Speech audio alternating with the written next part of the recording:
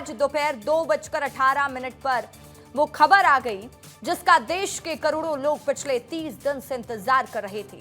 शिक्षा मंत्री धर्मेंद्र प्रधान ने आखिरकार आज इस्तीफा दे दिया। पिछले 36 दिन से जंतर मंतर में एक ही नारा गूंज रहा था। देश के अलग अलग राज्यों में युवा एक ही मांग कर रहे थे, धर्मेंद्र प्रधान इस्तीफा दो। इस मांग को लेकर सोनम वांगचुक ने अनशन किया। धर्मेंद्र प्रधान पर लाठियां चली, बिहार जंतर मंतर में लाठियां चली। बिहार में भी स्टूडेंट्स और पुलिस में झड़प हुई। आखिरकार 12 साल में दूसरी बार मोदी सरकार में किसी मंत्री का इस्तीफा हुआ। धर्मेंद्र प्रधान के इस्तीफे का इंतजार कितनी बेसब्री से किया जा रहा था, इसका अंदाजा इसी बात से लगाया जा सकता है कि उन्हें रिजाइन किए हुए अभी 4 घंटे भी नहीं हुए। सरकार से तीसरे दौर की वार्ता के बाद सरकार ने सभी शर्त मान ली। सहमति बनने के बाद सीजेपी ने आंदोलन खत्म करने का ऐलान कर दिया और जंतर मंतर पर बैठे युवाओं से घर लौटने की अपील की गई है। इधर केंद्रीय शिक्षा मंत्री धर्मेंद्र प्रधान के इस्तीफे के बाद दिल्ली से लेकर पूरे देश में जश्न मनाया गया। मध्य प्रदेश में कई जिलों से जश्न की तस्वीरें आई। भोपाल, इंदौर, जबलपुर और कटनी की तस्वीरें आपको दिखा रहे हैं। इन शहरों में धर्मेंद्र प्रधान के इस्तीफे के बाद युवाओं ने जमकर जश्न मनाया। लोगों ने इस दौरान भारत माता की जय के नारे लगाए और सरकार की जिम्मेदारी की तारीफ की। मध्य प्रदेश से भी आई जश्न की तस्वीरों को लेकर इस रिपोर्ट में देखिए।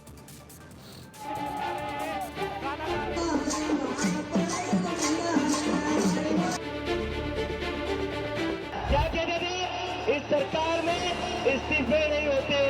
हम कहना चाहते झुकती है दुनिया, झुकाने वाला चाहिए।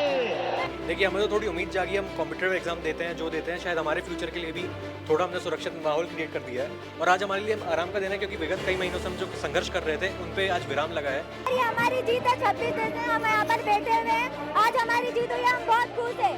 ये इस्तीफे का साथ में हर वो बच्चे का लहू है, हर बच्चे का और हर माँ बाप का वो लहू है जिसने कहा थे उन्होंने वहाँ पे खून बहा है। इस्तीफा तो देना ही था लेकिन टाइम लगा। ये भारत के यूथ ने, ये भारत के जेनजीज ने ये आज उसको सच करके दिखाया है और इस करप्ट सिस्टम के खिलाफ हमारी लड़ाई, हमारा संघर्ष हमेशा जारी रहेगा। आज वो को तोड़ रहे हैं क्योंकि धर्मेंद्र प्रधान इस्तीफा दे दिया है और ये न्याय की जीत है, छात्रों की जीत है। सबसे बड़ी छात्रों की आज जीत हुई है क्योंकि आज यहाँ इतने छात्र संघर्ष कर रहे थे और धर्मेंद्र प्रधान जी ने फाइनली इस्तीफा दे दिया है, तो ये हमारी सबसे बड़ी जीत है।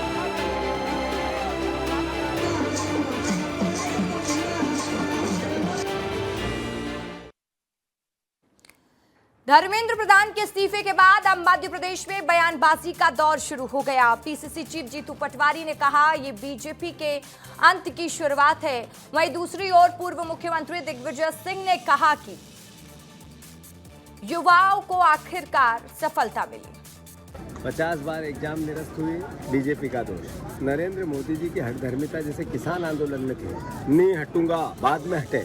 राहुल गांधी जी ने कहा था आज नहीं कल, कल नहीं परसों देना पड़ेगा इस्तीफा। धर्मेंद्र प्रधान जी को देना पड़ा।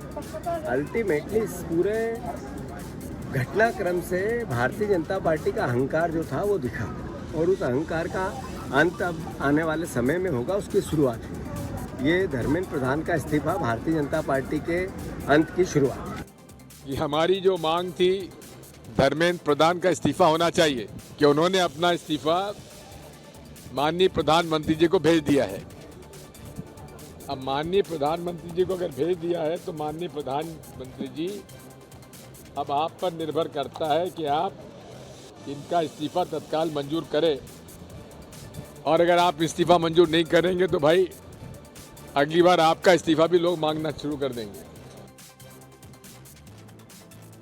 और चलिए अब बात करते हैं अगली खबर की। खबर है सार्वजनिक परीक्षाओं में गड़बड़ी से संबंधित अपराध की त्वरित सुनवाई के लिए मध्य प्रदेश हाईकोर्ट ने राज्य में 4 स्पेशल फास्ट ट्रैक कोर्ट तय किए हैं। फास्ट ट्रैक सार्वजनिक परीक्षा अधिनियम 2024 और इससे जुड़े अपराधों के तहत सुनवाई करेंगे। फास्ट ट्रैक कोर्ट की स्थापना जबलपुर, इंदौर, भोपाल और ग्वालियर में की गई है। हाईकोर्ट के कार्यवाहक मुख्य न्यायाधीश विवेक रूसिया ने भोपाल में जिला और अतिरिक्त सत्र न्यायाधीश प्रवीण पटेल, ग्वालियर में जिला और अतिरिक्त सत्र न्यायाधीश विशाल अखंड, जबलपुर में जिला और अतिरिक्त सत्र न्यायाधीश आनंद कुमार सहलम और इंदौर में जिला और अतिरिक्त सत्र न्यायाधीश डॉक्टर शुभराज सिंह को फास्ट ट्रैक कोर्ट का जज नियुक्त किया गया है। Fast track court paper leak, अनुचित साधनों का इस्तेमाल, प्रतिरूप किसी और की जगह परीक्षा देना और परीक्षा से जुड़ी अन्य गड़बड़ियों वाले अपराधों की तेजी से सुनवाई करेगा। इस पहल का मकसद सार्वजनिक परीक्षाओं की पवित्रता, पारदर्शिता और विश्वसनीयता बनाए रखने और ऐसे मामलों में तुरंत और प्रभावी न्याय सुनिश्चित करना है। मुख्यमंत्री डॉक्टर मोहन यादव ने कहा, जैसे ही प्रधानमंत्री ने फास्ट ट्रैक कोर्ट के गठन की बात कही, उसके बाद तत्काल प्रभाव से मध्य प्रदेश में फास्ट ट्रैक कोर्ट बनाए गए। ऐसा करने वाला मध्य प्रदेश पहला राज्य बन गया। कोई भी अगर शिक्षा से संबंधित गलत गतिविधियों में शामिल होता है तो उसके लिए कड़ी सजा का प्रावधान रहेगा। हमारा प्रयास है कि शिक्षा से जुड़े हुए सभी मामलों को संवेदनशीलता से लिया जाए, चाहे शिक्षकों से जुड़े हुए मामले हों या फिर छात्रों से जुड़े मामले हों। वहीं केंद्रीय मंत्री ज्योतिरादित्य सिंधिया ने कहा, प्रधानमंत्री मोदी ने दिए फास्ट ट्रैक कोर्ट के निर्देश, अब दोषियों को बख्शा नहीं जाएगा। कल हमने अपने प्रकार के समसामयिक ऐसे द्रुत गति से चलने वाले मुकदमों के निवारण की दृष्टि से, उनके क्रियान्वयन की दृष्टि से 4 फास्ट ट्रैक कोर्ट की घोषणा की है, जिसमें ऐसे तमाम प्रकार के अपराधी जो किसी भी प्रकार की कोई परीक्षा या परीक्षा से जुड़े हुए किसी भी घटनाक्रम में जिनके मुकदमे बनते हैं तो 3 महीने से कम समय में फास्ट ट्रैक में उनका निराकरण होगा। मुझे इस बात का संतोष है कि कल ही हमने सुबह ऑर्डर निकाला और शाम को हमने इंदौर, भोपाल, ग्वालियर, जबलपुर 4 स्थानों पर 4 फास्ट ट्रैक कोर्ट की स्थापना कर दी। आज स्वयं प्रधानमंत्री जी एक विधेयक को कैबिनेट में पेश किया जा रहा है, जिसके आधार पर फास्ट ट्रैक कोर्ट्स की घोषणा होगी। कोई भी व्यक्ति जो हमारे विद्यार्थियों के भविष्य के साथ खिलवाड़ करे, उसे सख्त से सख्त दंड भारत सरकार के द्वारा और न्यायालय के द्वारा दिया जाएगा।